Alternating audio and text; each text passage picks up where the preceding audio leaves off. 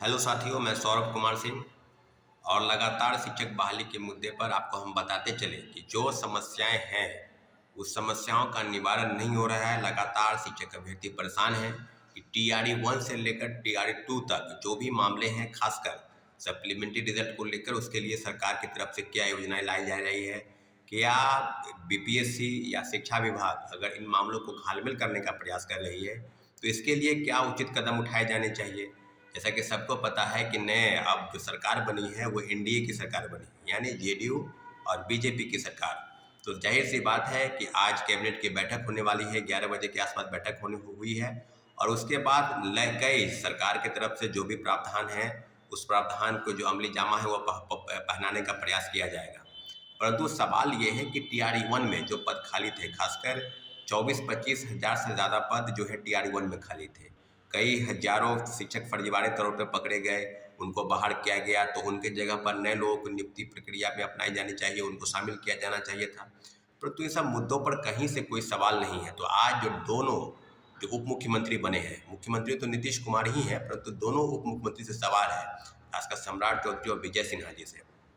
कि अगर आप सत्ता में नहीं थे जब यहाँ पर महागठबंधन की सरकार थी, तो आप स्पष्ट बोलते थे कि 40,000 पदों पर पूरक परिणाम जारी होने चाहिए। कई लोगों के तब जब जब प्रेस के लोग, इलेक्ट्रॉनिक मीडिया या प्रिंट मीडिया के लोग ये पूछते थे तो आपने स्पष्ट कहा कि निश्चित रूप से जो धांधली हुई है टीआरई 1 में उस सब पदों पर पूरक परिणाम जारी होने चाहिए और पूरक परिणाम जारी होने के लिए जो भी समस्याएं हैं सबके समाधान के लिए कि सरकार की तरफ से क्या योजनाएं हैं। तो फिर आज हम सवाल उन्हीं से पूछते हैं कि अगर आप सरकार में आ गए हैं तो क्या इन सब बातों पर शिक्षक अभ्यर्थियों के जो पूरक परिणाम है वो जारी होंगे, या फिर इसी तरह की चीज़ों पर आपने जो घालमेल करने का प्रयास जो महागठबंधन की सरकार की, जो कहने का मतलब बीपीएससी के चेयरमैन अतुल प्रसाद जी और जो शिक्षा विभाग के प्रमुख सचिव हैं के पाठक की, दोनों की तरफ से जितने भी मंतव्य दिए गए, पहली बार आपको बता दें कि जितनी भी चीज़ें मात्र 2773 लोगों का रिजल्ट दिया गया और 4700 पद की सूची शिक्षा विभाग से बीपीएससी को भेजी गई थी। सारी चीज़ों पर अपडेट अगर इस बात को लेकर है कि टीआरई 1 में आपको सबको पता है कि दर्जनों याचिका जो है माननीय उच्च न्यायालय में दायर हो चुकी है।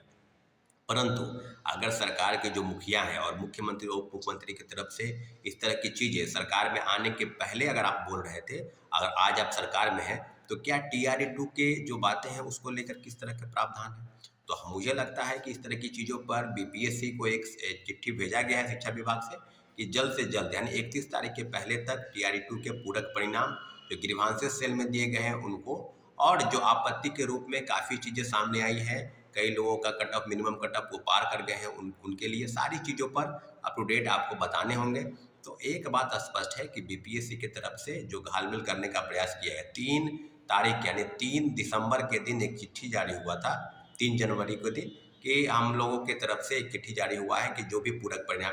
करने का मतलब कि 14,700 पदों पर सप्लीमेंट्री रिजल्ट निकालने की तैयारी थी। परंतु उस चिट्ठी को वापस लिया गया और फिर छात्र जब शिक्षक अभ्यर्थी जब आंदोलन करने सड़क पर उतरे और लगातार विरोध प्रदर्शन कर रहे हैं, तब जाकर शिक्षा विभाग ने कहा कि 31 तारीख के पहले तक आप पूरक परिणाम जो भी लिस्ट है जो भेजा गया है, जो पद खाली है, सभी पर पूरक परिणाम जारी करने चाहिए। तो इस तरह की चीज़ सरकार बदल गई है, परंतु सरकार में जो लोग नहीं थे आज पुनः उप मुख्यमंत्री पद पर हुए हैं। तो उन डिप्टी सीएम से भी सवाल है और सरकार के नए गठन के बाद से एनडीए से भी सवाल है कि सत्ता में आने के बाद ये ना हो कि जैसे महागठबंधन की सरकार में हुआ, आपको पूरक परिणाम के लिए टीआरई 1 से लेकर टीआरई 2 तक सभी मामलों पर पहल करनी चाहिए। अगर आप पहल नहीं करते हैं तो ये मान के चले ये भी सिर्फ सत्ता के लिए बस खेल होता है और ये बस ये शिक्षक अभ्यर्थियों से, छात्रों से आपका कोई लेना देना नहीं, कोई सरोकार नहीं। ये सब मामलों को लेकर अगर एनडीए की सरकार संज्ञान नहीं लेती है तो शिक्षक अभ्यर्थियों का बहुत बड़ा आंदोलन आपको देखने को मिलेगा। धन्यवाद। जय हिंद।